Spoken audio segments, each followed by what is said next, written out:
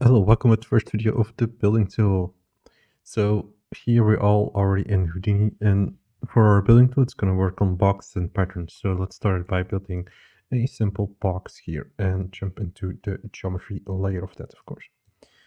So we need to have a box shape that represents a house. So of course, my default cube 1 by 1 is going to be probably too small. So of course, like make this a bit bigger, like so. Like you can just take these handles, make it somewhat bigger. But I usually also just like pick the uniform scale and set that maybe to 5.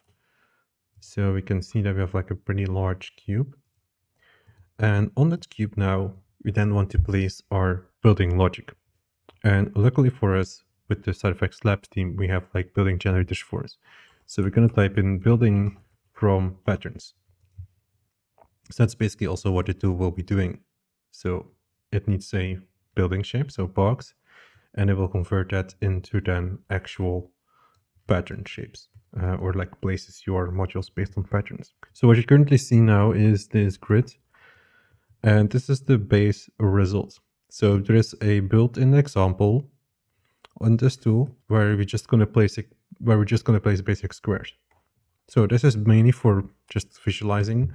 Let's, for example, say if my cube was very small, we would basically have this, which is like only one model. So that's why I just scaled it by 5. So if I now would play with my box, you can see that my building tool will update and place these sort of like squares based on how large the building is. So of course, we want to fill in our own models, our own patterns, our own systems. So we're going to use here then these settings for defining the pattern. So I will talk a bit more about the menu later. And I first of all want to here plug in patterns. So the way we can do that is we can just make a simple grid. So here on the side. And this grid, we can here grab the size, let's say 2 by 3. And let's say our rows and columns are 2 and 2. So we just have a very simple polygon. So this also might need to be rotated like 90 degrees. So it's actually aligned like so. Then after that, I probably need to match size. So this will basically automatically align it along the rows. So if you automatically want the bottom part to be sitting on the grid, we're going to say Y to min. It's now sitting there. But what we can also say is that, for example, the Z and the X axis are also, for example, a min or a max value. You can see that there might be some changes here, like so, like min and max value. So I'm going to keep that to center for now, but in a moment I will change that and you will see why. So we have now this, let's say that this is my model. In a moment I will also bring in some other models. This is my model, and I need to define the data on how this is going to be used. And we need to do that by the building utility tool. So here we have building utility tool. So we plug that in. And here we need to first of all give this a name. So currently we are here just making a building module. So we're going to just say, I want here building A. So whenever I type in A, it's referring to this simple plane. Then here we have our dimensions, and I can click autofill dimensions. So it automatically will get the bounds of the object and do that.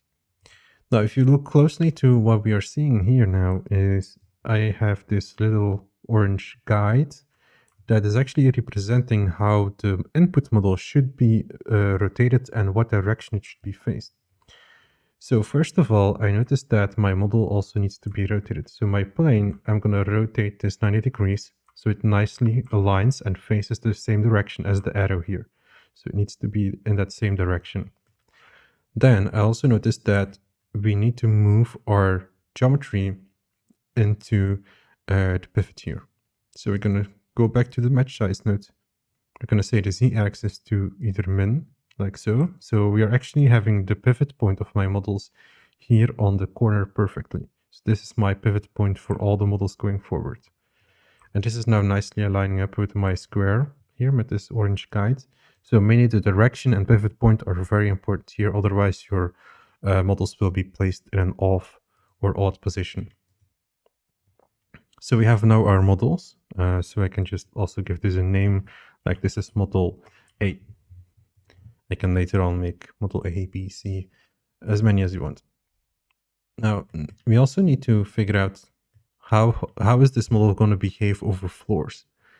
So we also need to describe here, as you might see, we can also describe a floor pattern. So we're basically going to copy the system, and we are now going to here make a floor base layer.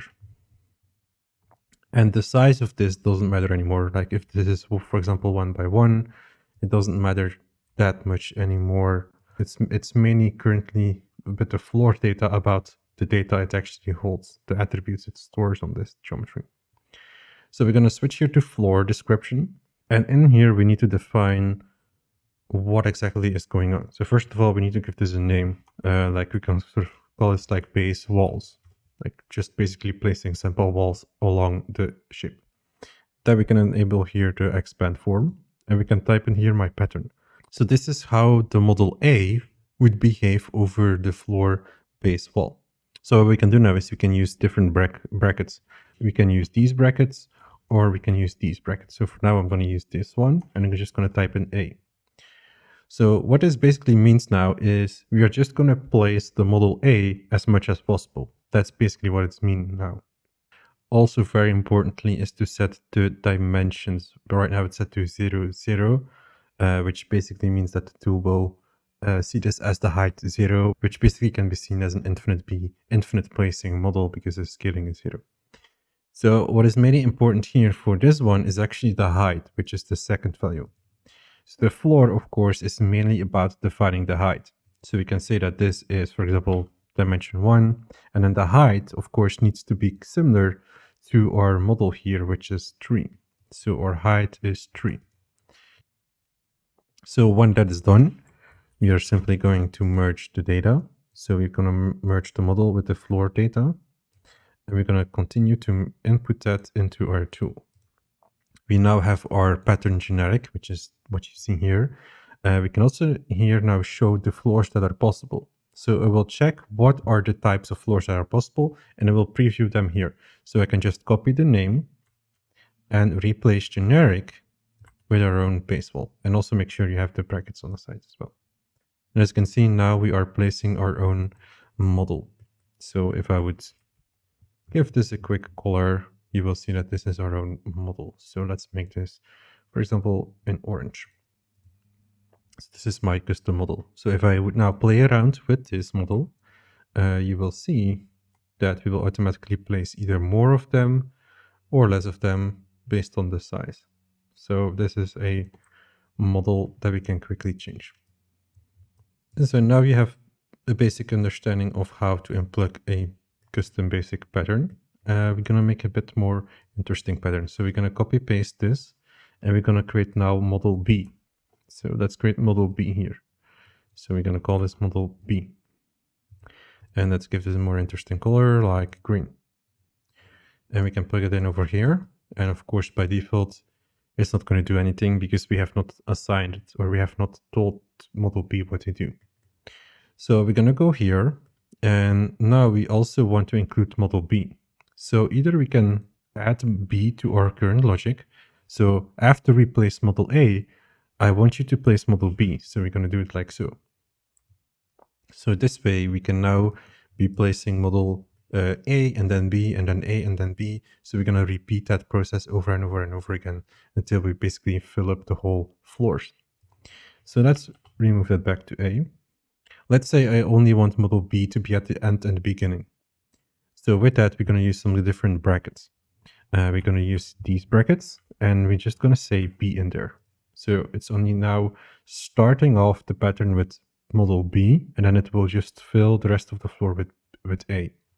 We can just also say and to end with model B. So now we're going to start and begin with model B. You can see this as a corner system already, like this is sort of like a corner, but we also here have special options here to plug in a corner, as you can see. So I can also here press B in here as well. And you can see like I will also automatically place the models here on the corners as well. So you can either do it that way, or you can do it another way. So just so many ways of how we can use this pattern. So quickly here on the side. So if you're going to use these brackets, which is basically means repeat. And if you're going to use this one, then basically this is like a do once, for example, like do this one single time and then move over to the next logic. And then with that, you can just like keep playing around with it. We can just now, again, like add, for example, model C to this as well. Give this another color. And we can plug it in over here. I'm going to call this model C. And we can, for example, now say first place B, C, and then place A, and then again with C, B, like so. So we're now placing again these models based on what we are describing here. What is also quite interesting to know is that we can place numbers after these. So if I press 2, it will place them 2 times. So here, if I press this 2, we will both of them have like 2 times that model being placed. So here we're going to remove that here quickly. So we have a pattern like so. Now we are currently having 3 different models and 1 floor. So of course, our models over time will get very large, but of course we can make more floors. So we can just copy paste here another floor. We can give this like another name as well. So let's say floor 2 or something, and we can just make it a bit more interesting. And let's say we want to start with A, then we want to place model B, and then we want to finish off with model A, like so. Let's plug it in over here, and let's see our result now. So here again, if I would get floors, we will now have the option to place floor 2, and I can replace that over here. So as you can see, what we basically are doing with this new pattern that we have is, again, we will place model A, and then in the middle of the logic, we will place module B, and then we're going to continue with placing A. So that way we can, as you can see, like control how I specifically can target sort of like roughly the middle of the building. Of course, we can again like place the number here, like I want this 3 times. And you can just like play around with the logic more and more and more. What is also interesting to know here is the logic that we are creating here for floors, like we're specifically making like the floor logic, so one module here at a time. We can also create this logic here on the whole building. So we can use the same brackets here. For example, base wall can happen at all the way at the bottom. So we're going to say place base wall. So the first wall here will be like the base wall. And then we're going to just fill up the building with floor number 2. And then we have a result like that. So the next step is probably like you want to plug in your own models probably. So we're going to here switch out a couple things to plug in our own models. And I've already prepared this quickly here. So I basically have a simple model here from Project Titan. So you can like model this in another software. You can model it in Houdini. You can get from Megascans, things like that. So you can just load in the file and then you have it, for example, here like so. So what I'm going to do is I'm going to just like get rid of the logic or the grids here. So we're going to move the grids aside and I'm going to override here model A and model B. So let's say you have like a model C right now. So maybe let's remove model C from my logic. And I'm just going to delete that like so. So now if I would go back to my tool, we should see our building here. And there are probably a few tweaks that we of course need to make. So first of all, I noticed that my alignment here is not perfect. We are definitely like getting not a perfect corner. So we want to make sure here that the match axis node is set to none. So we're not moving the model too much because otherwise we're losing the nice alignment. So again, like these models are made in a very specific way with a specific pivot point here at the center. That's something that you have to communicate well to the people or the artists who are making these models, that you need to have like exact pivot locations. Now, other than that, of course, is we need to set the height correctly. The models are currently overlapping, and that's because the height of these models, if we're going to just quickly here open the attributes, is set to 3.6. So the height of the floors here also need to be 3.6. So we're going to here tweak that like so. And then we have that now correctly. So they are now fitting exactly as we want. So our logic still holds up. So as you can see, they are still having the color. So here at the corner, we have like the smaller window, and then we have like the larger window. And here at this part, we then have the smaller windows here in the middle, and then we just have like the bigger windows filled there. So that's the building tool now fully working. We can of course hide the colors. And as last here, finish off the video, I'm going to talk a bit about the output. So first output here. So let me grab a node. So this will be our basic geometry that we are currently looking at. Then we have, of course, our instancing points. So this is when I'm going to go to Unreal or Unity. I'm going to just send out point data. And each point will hold a link to what model to use in the game. And our last model or last output will actually be sort of like the floor slices. So as you can see, we have like multiple floors, and we are now basically sort of like getting the slices of each floor. So we can quickly use this to generate the roof or generate interior data. So that is all here available to you to start exploring more and more about with the tool. So in case you want to like scatter props in here, you can just like scatter some points and copy some models on that and things like that.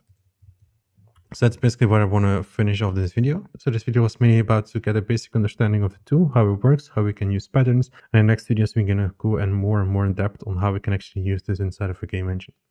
So I hope you enjoyed this video, and thank you for watching.